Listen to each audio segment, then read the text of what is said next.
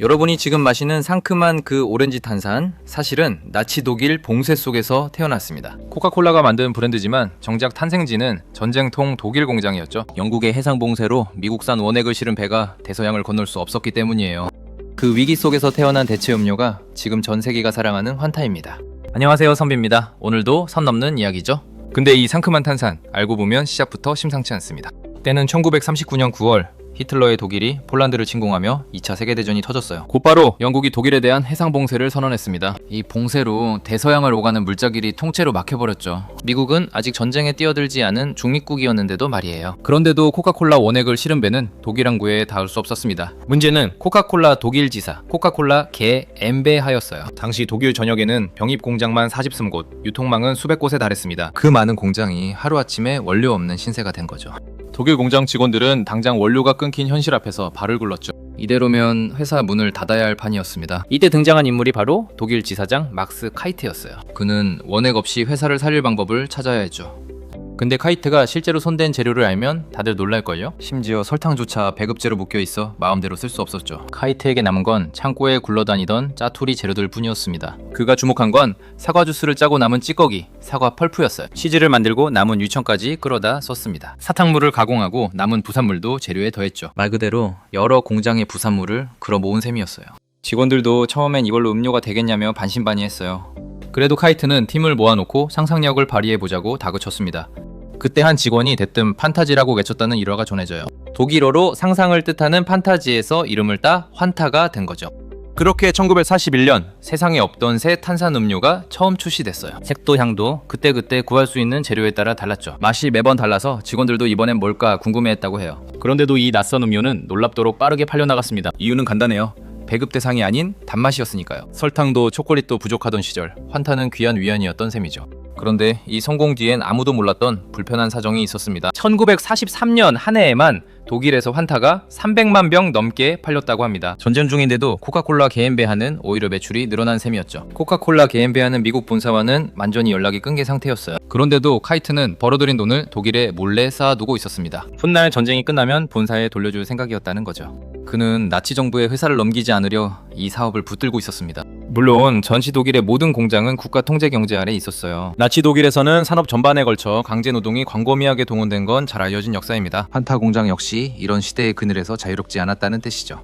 달콤한 탄산 뒤에 이런 그늘이 있었다는 걸 아는 사람은 드물었죠. 그럼 미국 코카콜라 본사는 이 사정을 전혀 몰랐을까요? 그 사회장 우드러프는 독일 지사 소식을 계속 주시하고 있었어요. 전쟁 중에도 자회사가 살아남기를 은근히 바랐다는 시각도 있습니다. 물론 공식적으로는 미국의 적성고 교역법을 어길 순 없었죠. 그래서 환타는 법적으로 코카콜라와 무관한 척 해야 했습니다. 서류상으로는 독일 지사가 독립한 회사처럼 꾸며놨던 거예요. 겉으론 남남, 속으론 여전히 이어진 애매한 관계였던 셈이죠. 그럼 진짜 환타가 어떻게 만들어졌는지 그 안을 한번 들여다볼까요? 당시 남아있던 원료 목록부터 보면 답이 나옵니다. 사과 찌꺼기, 유청, 사탕무, 부산물이 기본 재료였어요. 여기에 향과 색을 낼 재료는 그때그때 구할 수 있는 걸 썼습니다. 정식 레시피랄 게 없어서 지역 공장마다 맛이 다 달랐다고 해요. 어떤 지역에서는 새콤하고 어떤 지역에서는 밍밍했다고 하죠.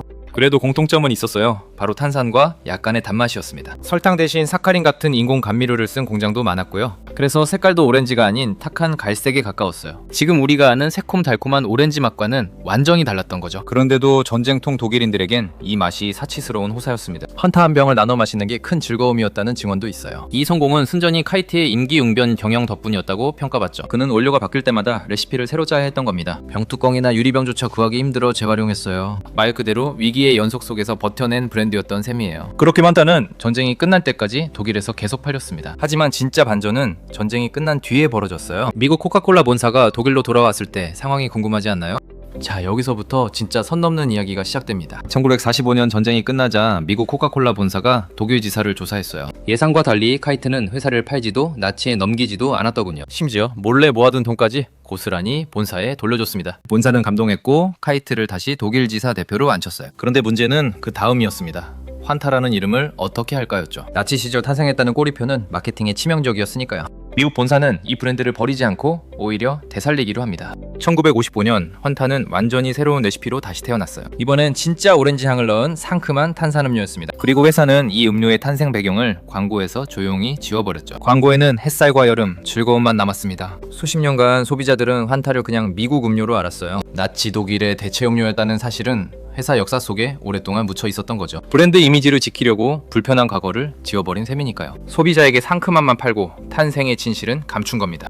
솔직히 이건 선 넘었죠. 기업이 과거를 편집해서 파는 건 이번이 처음도 아니었고요. 환타는 그 대표적인 사례로 오랫동안 회자되게 됩니다. 그럼 이 숨겨진 진실은 대체 어떻게 다시 세상에 알려졌을까요?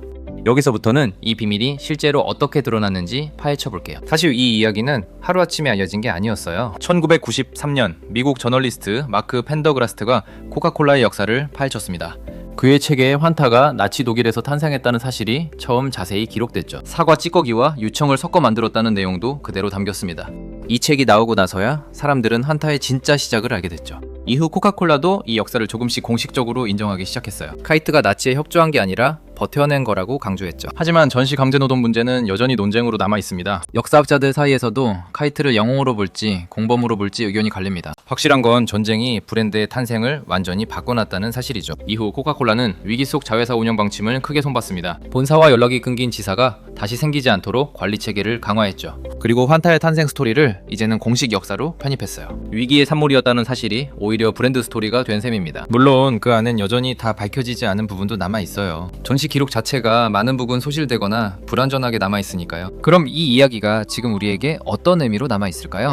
그렇다면 이 모든 이야기, 지금 우리에게 어떤 질문을 던질까요? 지금도 환타는 전 세계 190개 넘는 나라에서 팔리고 있어요. 하지만 그 시작은 전쟁 속 생존을 위한 몸부림이었죠. 위기를 버텨내려고 쥐어짠 대체품이 세계적 브랜드가 된 셈입니다. 이 이야기는 기업이 위기를 어떻게 포장하는지도 잘 보여줍니다. 불편한 과거를 지우면 당장은 편하지만 언젠가는 드러나기 마련이죠. 환타 사례처럼 결국 기록은 어떤 식으로든 살아남으니까요. 여러분이라면 이런 기업의 과거 알고 마시고 싶으신가요? 달콤한 맛 뒤에 숨은 이야기를 아는 것도 소비자의 권리 아닐까요? 다음에 환타를 마실 때는 이 이야기가 떠오르실지도 모르겠네요. 브랜드는 좋은 이야기만 들려주고 싶어 하지만 역사는 다르죠. 그래서 저는 이런 선 넘는 이야기들을 계속 파헤쳐 보려고 합니다. 여러분은 이 환타의 진짜 탄생 어떻게 보셨나요? 댓글로 여러분 생각을 꼭 남겨주세요. 진심으로 궁금합니다. 다음 영상에서도 상식 뒤에 숨은 진짜 이야기를 파헤쳐 볼게요. 구독과 좋아요는 다음 선 넘는 이야기를 만드는 큰 힘이 됩니다. 오늘 이야기 재밌게 보셨다면 주변에도 널리 알려주세요. 저는 선비였습니다. 다음 선에서 만나요.